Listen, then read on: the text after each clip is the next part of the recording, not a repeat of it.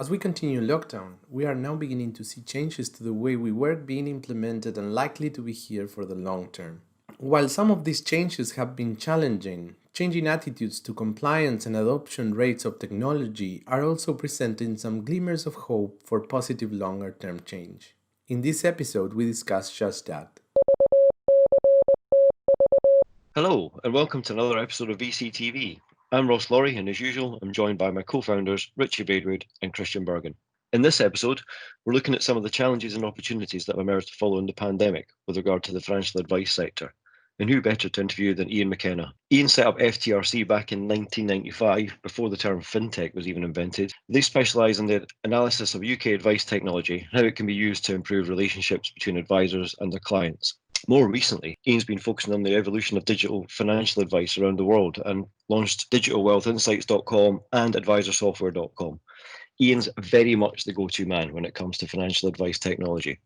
Ian, welcome to the show. Great to be here. Hello, everybody. Great to see you, Ian. Yeah, nice to have you. Ian, you describe yourself as a financial technology evangelist, and I know you're on a mission to democratise the advice process. I think you'll agree that lockdown has had a big impact on the way that financial services firms are using technology to transform and democratise their service. What we've seen in the last 3 or 4 months is a level of change in an industry that historically is very resistant to change. All of a sudden, things that organisations have frankly fought against for years, if not decades, all of a sudden are now being embraced. What would be an example of this then, Ian? If we actually sort of take a practical case in point, historically, many advisors have liked to spend a long time going through a fact find with a client. Two things that have been increasingly learned in the last probably year and a half, where online fact finds have become more and more prevalent, more and more popular. Online fact finds have been around for 10, 15 years, but people really haven't used them. There's been a lot of change in that in the last 18 months. Now firms are using them, and what they find is if you give the client the fact find to complete, they do it far more accurately. That pays a real benefit in that you've not got wrong data in your system. You won't find many people get their date of birth wrong.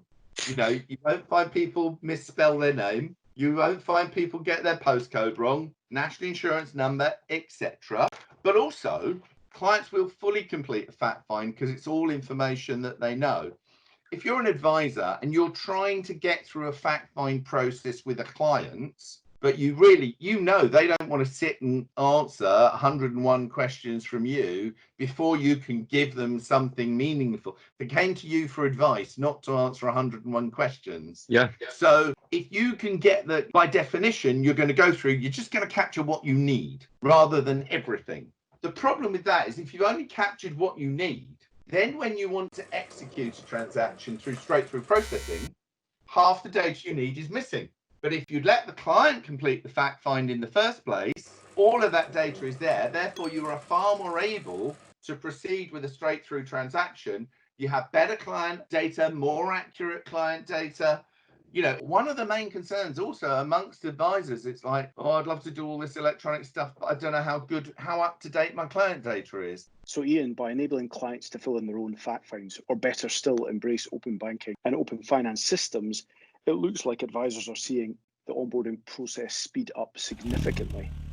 And I'm sure you've seen that firsthand. I know one organisation that has put an online fact find service with their software. Their experience is now that over 25% of clients actually complete the fact find online. The average client goes through the fact find in 18 minutes. Right. Because they know all the data and it's optimized and responsive, depending on the questions given. But when you start bringing in open data services, actually, it's not going to take the client 18 minutes. It's going to automatically bring that information together. Right, the client will have to review it, and that also delivers a much better customer experience. By using the technology in these ways, you can actually deliver a far better experience to the customer, a more efficient process to the customer.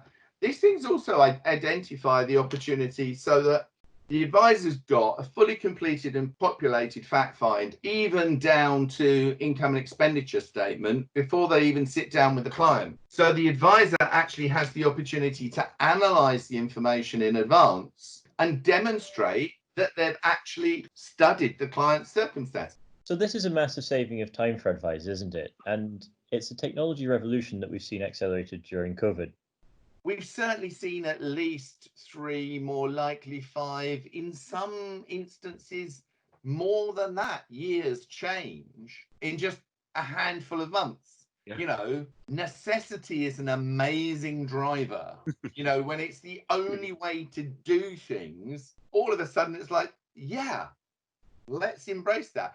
You know, they're not tactical changes. The new ways of working, the better ways of working, are here for the long term. You know, there is no reason why we need to go backwards. I think that's a really optimistic note to finish on. So thanks for joining us. It's been great to have you. It's been great to be here. I think we've covered some really interesting topics, and there's going to be a whole lot more conversation on these points in the future. Thanks, Ian. Cheers, everyone. Thanks for that. And thanks to everyone that's watching as well. We'll catch up with you again soon. Stay safe.